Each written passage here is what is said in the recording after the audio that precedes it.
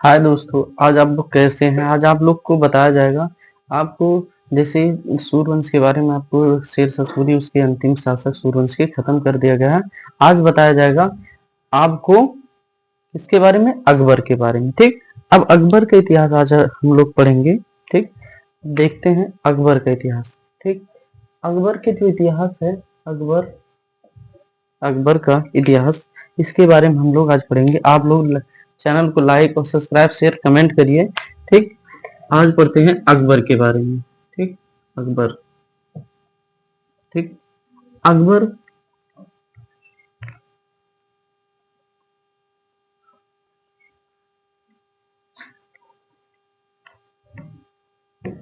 अब देखिए अकबर के बारे में, जो अकबर महान, इसका अकबर महान महान इसका शासन की बात करें तो 1556 से 1605 ईस्वी तक। ठीक, इसका शासन पीरियड रहता है। ठीक, अब इसका मूल नाम क्या है, अकबर का मूल नाम क्या रहता है।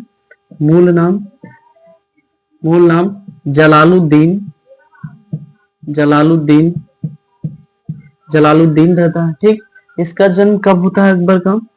अगर जन्म की बात करें अकबर का तो 15 अक्टूबर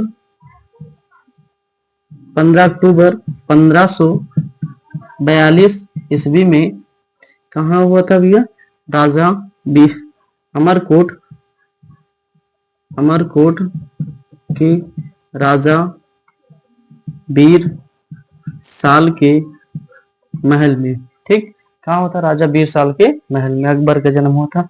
जो हुमायूं था, ये हुमायूं शेर शाह सूरी से पराजित होने के बाद ये इधर से उधर भटकने लगा था। तो इसका जब ये पहुंचता है तो 1541 ईस्वी में हमीदा बानो बेगम से विवाह करता है। तो 1542 में अकबर का जन्म होता है एक हिंदू राजा के यहाँ। ठीक, अब इसके बाद इसके जो पिता है, अकबर के पिता का क्या नाम था, हुमायूं हुमायूं था। ठीक, नातक नाम, इसके मातक क्या नाम था, मातक नाम हमीदा बानो बेगम। ठीक, और इसकी धाय माँ कौन थी, धाय माँ माता महाम अनगा। ठीक, ये क्या थी, पेशे वकील भी थी और पहली महिला प्रधानमंत्री थी। क्योंकि अकबर को देख रेख इन्हीं के देख रेख में शासन करता था। ठीक, क्योंकि अब इसके बाद क्या है, इसके उपनाम और उपाधि अकबर के देखते हैं कौन कौन सी उपाधि है। ठीक, इसे रख कर देते हैं। अकबर की उपनाम, अकबर का उपनाम और या उपाधि। ठीक, उपाधि। अब जैसे अकबर को कई कई नामों से या कई उपनामों से उसे कहा, दक्षिण का बादशाह कहा है, दक्षिण का बादशाह कहा जाता है, दक्षिण का बादशाह। ठीक, दूसरा पॉइंट है, दक्षिण का अर्श आसियानी कहा जाता है। क्या कहा जाता है, अर्श आसियानी। यानी किसने कहा है, जहांगीर जहांगीर इसके पुत्र थे, जहांगीर के, उसने कहा कि अकबर को अर्श आसियानी कहा है। ठीक, और फिर इसके बाद खलीफा उज जमान कहा है। क्या,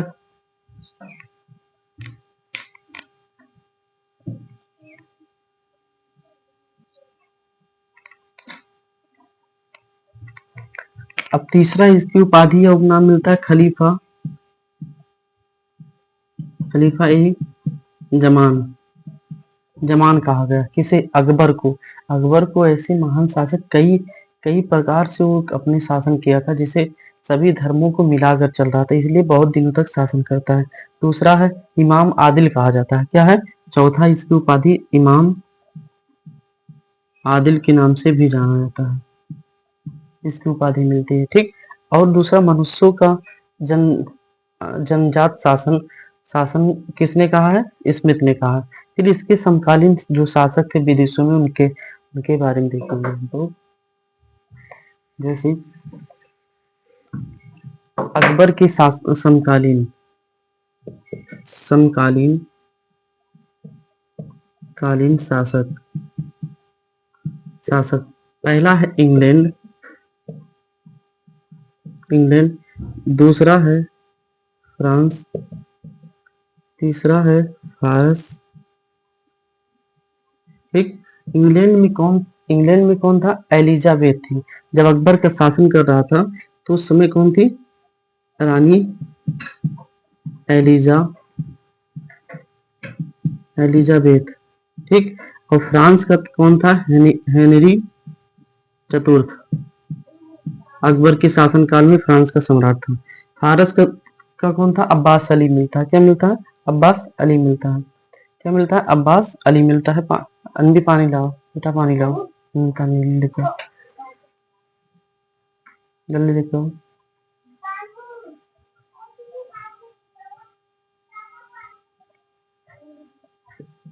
क्या मिलता है?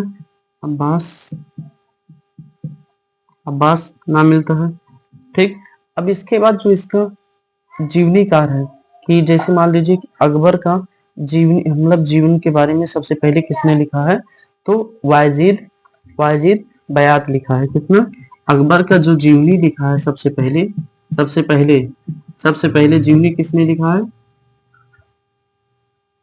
क्या नाम है? वायजीद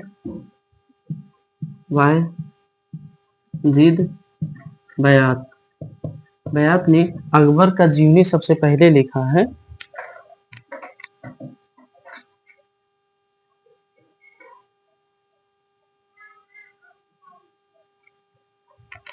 और ये होगा, अभी सिर्फ कर देते हैं। ठीक। अब अकबर का जो शासन है, राज्यभिषेक की बात करें, राज्यभिषेक कब हुआ था? 14 फरवरी 1556 ईस्वी। ठीक। हुआ था। कहाँ हुआ था भैया राज्यभिषेक अकबर का? गुरदासपुर में। कहाँ? गुरदासपुर कहाँ है? पंजाब में। ठीक। जब इसकी पिता की मृत्यु हुई तो इसके पिता की मृत्यु को कई दिन तक छुपा कर रखा गया था कि पता न चले। ठीक। लेकिन जब मृत्यु हो जाती है गुरदासपुर में, तो अकबर का गुरदासपुर में पंजाब में क्या होता है? राज्यभिषेक होता है। किसके संरक्षण में होता है? किसके संरक्षण में होता है? अगर संरक्षण की बात करें, किसके संरक्षण में होता है? संरक्षण में तो बैरम खान के संरक्षण में। कि और किसने राज्यभिषेक तिलक लगाता है? तो उसका नाम अब्बुल कासिम रहता है। तिलक कौन लगाता है? तिलक और वो सब मुकुट कौन पहनाता है? तिलक मुकुट तो क्या नाम रहता है उसका? अब्बुल कासिम। क्या नाम रहता है? अब्बुल